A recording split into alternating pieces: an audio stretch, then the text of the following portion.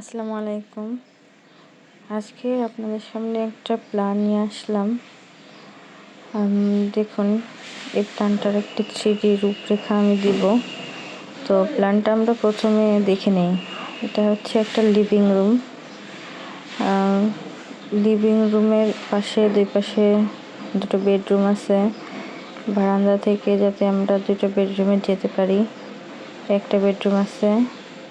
এখানে আরেকটা বেডরুম আছে, এটার সাথে একটা কমন টয়লেট। আর এই বেডের টয়লেট এটা ডাইনিং রুম, এটা অ্যাটাচ টয়লেট। এই বেডরুমের এটা একটা ক্যাবিনেট হবে, এটা স্টোর রুম। এখানে কিচেন, এটা একটা বেডরুম, স্টেয়ার। সব মিলায় মোটামুটি প্ল্যানটা দেখে নিলেন।